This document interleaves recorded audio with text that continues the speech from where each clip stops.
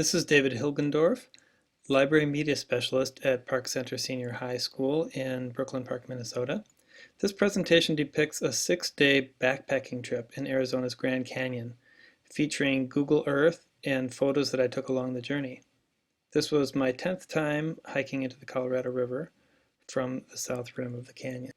I began my journey at Hermit's Rest, the trailhead furthest to the west of those surrounding Grand Canyon Village. At an elevation of 6,650 feet, junipers and pinyon trees are seen less frequently as the descent progresses. Viewing the descent from Google Earth, Hermit's Rest is the trailhead for the Boucher Trail. The descent to the Colorado River is about a 4,000-foot vertical elevation change. The north rim, at around 8,500 feet in elevation, is closed during the winter season, but it represents over a mile of vertical elevation change down to the river. The drop to my first campsite down by Yuma Point is only about 1,000 feet, though there's no water available there, so I had to carry over 4 liters with me. I'll show you how the trip goes. So here I started at Hermit's Rest and took this red trail on down. It's a pretty gradual descent. Past this juncture, over to this juncture. Started to go down into this canyon, Travertine Canyon. Passed through these areas. They're getting a little bit more steep. There's another trail junction.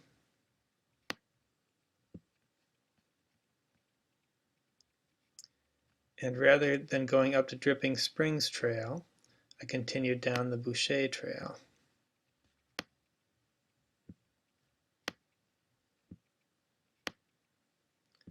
As you can see, the Boucher Trail travels right along the edge of this canyon. This is Travertine Canyon. I'll show you some pictures from right about here. The canyon offers stunning views that are really difficult to fathom in pictures or even from the rim, as the scale is so immense. Shadows make for nice definition on the sun-drenched canyon walls. Here's the site of my first night's campsite, just before my arrival there. It's on a vista point just below Yuma Point. And you can see this spot right here is about where my tent is. And there it is after I set my tent up.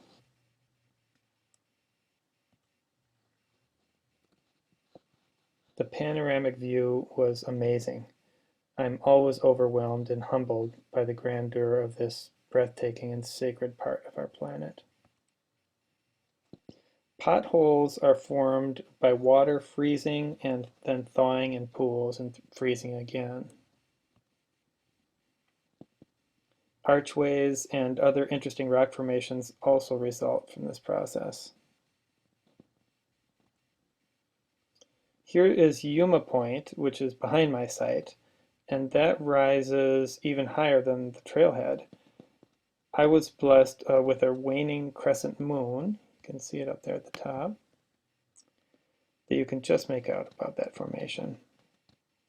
The clear skies, the waning moon, and the desert air made the star watching conditions excellent, and I spent hours each night, well, each night but one that was overcast, lying on my back in awe of the cosmos stretched out before me.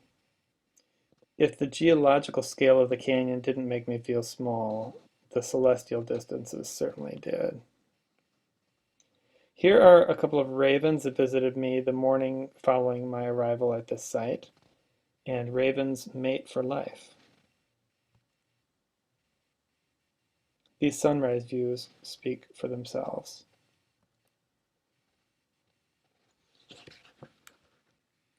My second day of hiking, leaving from this area, was more challenging than the first because I descended nearly to the level of the river. So I'm following this trail, Boucher, and drop down here. This is a pretty hard part of the trail here. You can't see it very well from this vantage point, but it drops down pretty fast. And there's a lot of scree on the trail along there, right along the edge of the canyon there, and it really drops down here. This is down in the red wall area. And another drop. If I continued straight there, it would have taken me on the Tonto Plateau. Instead, I took a left and went down into this Boucher Canyon, where I was able to follow the river, or it's actually the creek, Boucher Creek, down. I camped at the creek right around here, and then the following day I made my way down to the river. There's the Colorado River, and that was a very minor descent. So I'm almost at the river level where I was camping up here. And I also did go up this trail a bit in order to see the Topaz Canyon, which is stretching out this direction. This view was shot from a fairly narrow pathway along the rim of a steep red wall cliff that I pointed out in the Google Earth map. Eventually, I descended into this canyon to cross a shoulder on the near side of White's Butte. The descent was really steep at points, requiring climbing, but no ropes, and it did include loose rocks or scree. So with all the weight I was carrying, I had to be especially cautious and slow, particularly as a solo hiker. I did slip once and chose to land hard on my left knee rather than pitch toward the chasm below. I began to catch sight of the Colorado River from the time I arrived at my first campsite. The river was green at this time of year, but it turns red in the spring from all the red soil that runs off it. There's another view of the river. This is the red wall, taken from below, from down at Boucher Creek. Looking back up a trail, it's often difficult to find the path that you had just taken, and sometimes it's hard to believe that there could even be a path there. Here's my site at Boucher Creek. I was alone there on my first night and day, and another hiker set up his camp nearby on the second evening I was there, so I did a layover there. Marsh Butte is the one that can be seen in the background there.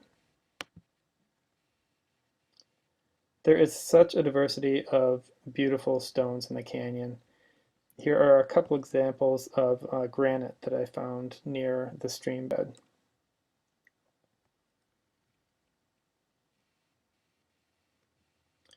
This path leads to Topaz Canyon, and I hiked there on my layover day, and then to Boucher Rapids to see the river, and upstream to see some beautiful waterfalls. From my site down by the river, after leaving, I hiked back out up not a terrible ascent out of that canyon to get back up to the Tonto Trail here. And Tonto is a relatively flat plateau, but there is a lot of ups and downs, but not so extreme as there is in other areas.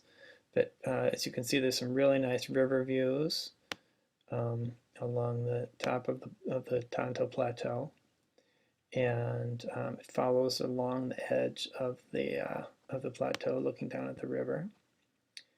And then it has to go through, whenever you come up to a canyon, you can't just cross the little canyon. You have to go quite a ways in before you can cross over.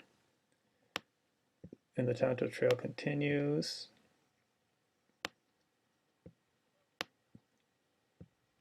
And that was Travertine Canyon that we just passed. And then here's another long one where you have to go way in and around um, to get past that little canyon there. And eventually it drops back down here into Hermit Creek, which is where I camped that night. There are so many beautiful rock formations in the canyon. In this case, this protrusion in the foreground here is actually about as big as a cathedral. So it gives you a kind of a sense of the scale of this particular formation. The Tonto Plateau rests like a sloping tabletop on top of this layer. It's called the Tapeats layer of Tapeats limestone.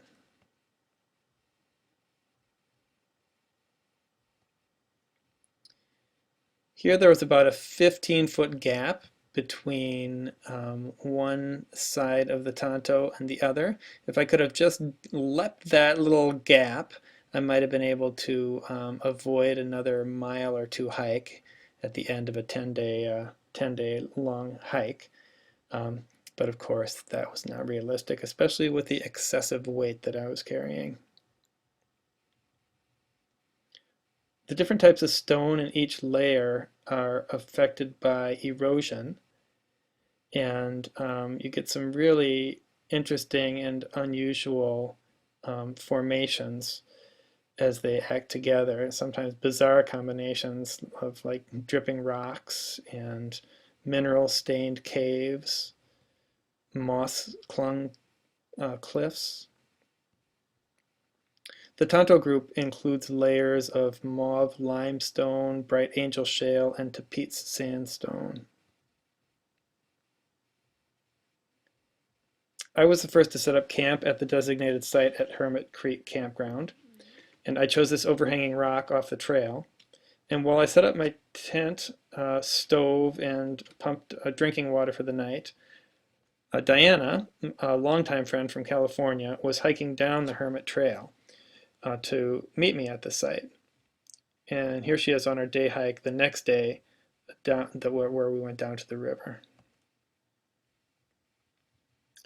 We followed the meandering creek down to the river, and we're blessed with lots of sweet little waterfalls and more layered rock formations along the way. The mauve limestone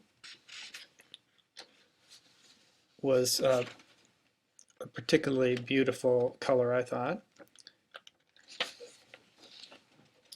And it created some unique landscapes and lovely cold waterfalls. Our hike down to the river was flanked by Tapeat pillars and then ancient Vishnu schist as we went down this way near the river. And after the return to our site, I chose to do a quick evening hike up the river. So I'll show you the route here. Here's going down the river. And that's the rapids, Hermit Rapids. And then we hiked back up, back to our site. And then I continued up creek this way to find some really nice, beautiful waterfalls.